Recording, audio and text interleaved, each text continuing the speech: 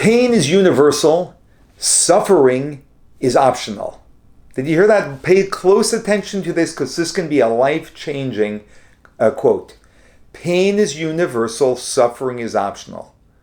What is the difference between pain and suffering, at least in the way I am using it now? Pain is an objective experience that one has. When someone pricks a finger, they went through a physical experience, and the body, the nervous system experiences pain. That is an objective reality that happens to my physical body. But then there is I, which lives independently outside of my physical body. There is my being that then relates to the experience I just had. And I can choose to relate to it in a way that will bring me more suffering, less suffering, or no suffering. The choice I have in how I'm going to relate to that experience can vary greatly. For example, when a person has pain because they wake up in the morning and they have a pain in their arm, they can be very upset and, oh my goodness, and they're now suffering from that physical sensation. You have another person who's exercising and the pain comes from the fact that they are developing and building muscle, and that pain is a joy to them. Now, both of these people may be experiencing the exact same pain, but they're having a completely different experience around the pain, which demonstrates to us that the pain itself does not determine our experience of it. It is our understanding of the pain that then shapes our emotional reaction to the physical sensation. Hence, either we will be suffering or we won't be suffering, and that's why suffering is optional. Now, one may say, well, everyone would agree that if you wake up with a pain, then you're going to suffer from it. But if you're doing exercise and working out and developing muscle, then everyone's going to see that as a blessing. That may be true for most people. That may be true. It's also true that we can develop our perspective where we look at, where we experience all pain in life differently than we currently do.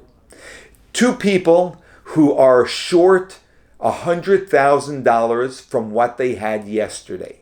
One person lost $100,000 in the stock market.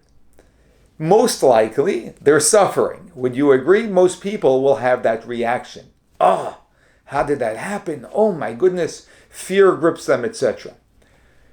Another person is short $100,000 because they chose to make a lavish wedding for their child. And they are so excited and everything went so well and they're just thrilled. They are short $100,000 and they are ecstatic about it. It's not the loss, the lack of $100,000 that creates our emotional experience.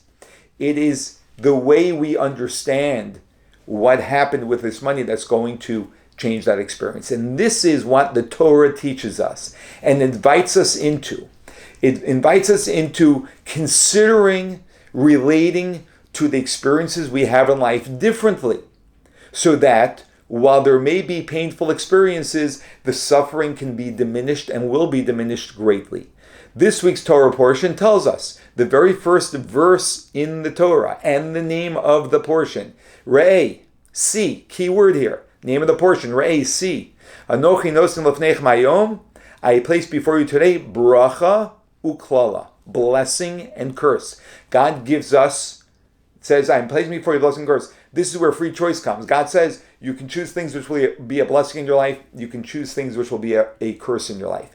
Now, interestingly, we have translations, authoritative translations to the Torah, which were translated about 2,000 years ago by rabbis who are experts in the Torah to translate the nuanced meanings of words.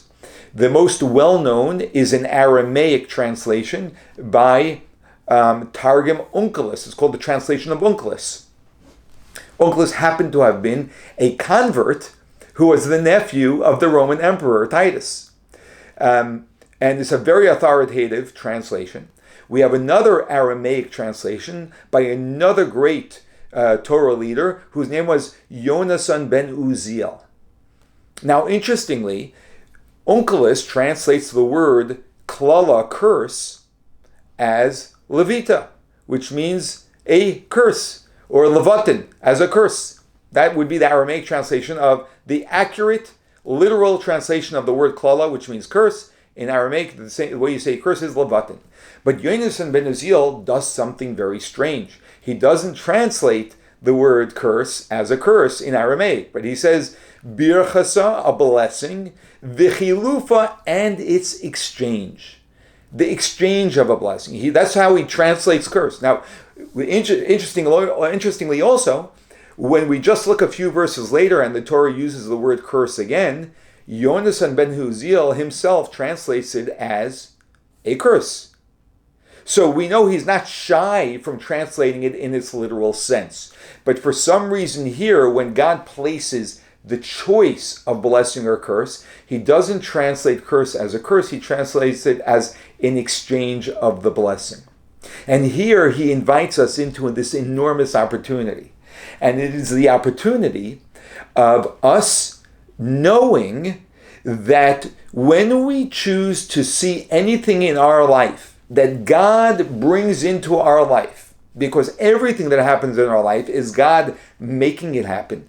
So whenever we experience something in our life as negative, as a curse, we are simply making a choice to exchange the blessing for a curse. In other words, he's saying that everything that happens in our life is actually a blessing from God. However, some blessings are such intense blessings that there's no way for us to absorb that in our limited capacities in this world, and therefore we experience it in a painful manner.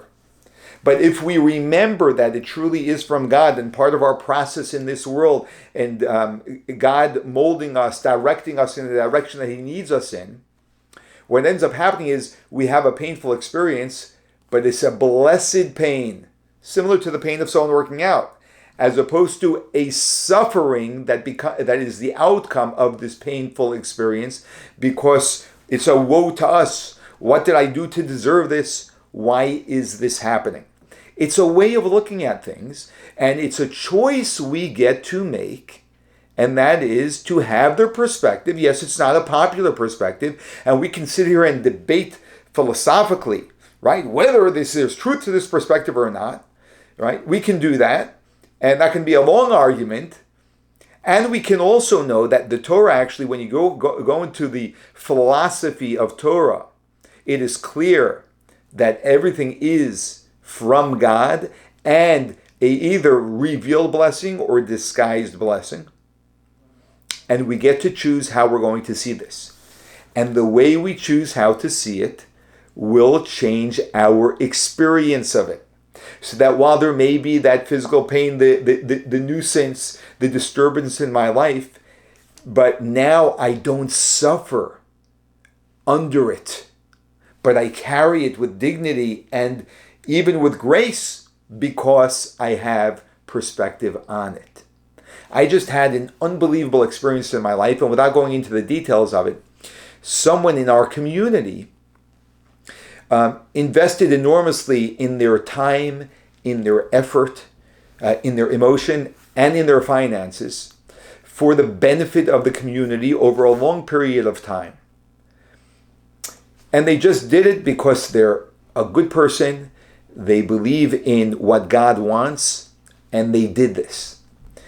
And so happened they had a serious obstacle in their business, and by way of our community, they were able to access what they needed to in order to break through something that was virtually impossible to break through, and to ultimately see enormous blessing in this challenge that they had.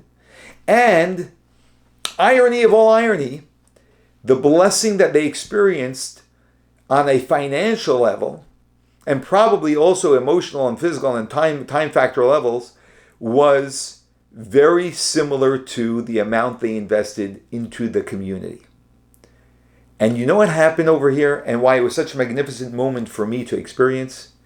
That it was clear that this person showed up unconditionally for God. And when they had a problem, God said, I just want you to see that's going to come directly from the place where you invested, the blessing is going to come, so that you can see that while we have challenges in life, right, you don't have to suffer from them when you know that I'm there with you. And this person had this enormous blessing. And this is a choice of perspective that we get to choose. Some people insist on living in a perspective of, some people insist on living in this perspective that makes them miserable. That's a choice that they make. Where no, it doesn't make sense philosophically, I'm not going to buy into it. And some people say, I don't need to be the greatest, I'm not the greatest philosopher in the world. I'm going to ride on the shoulders of our great sages, and I'm going to pursue what is the most productive in my life. And what is that? That is choosing to see that everything comes from God, and while it may be painful for me, I will not suffer from it because I have it in perspective. Re'eh, how you choose to see.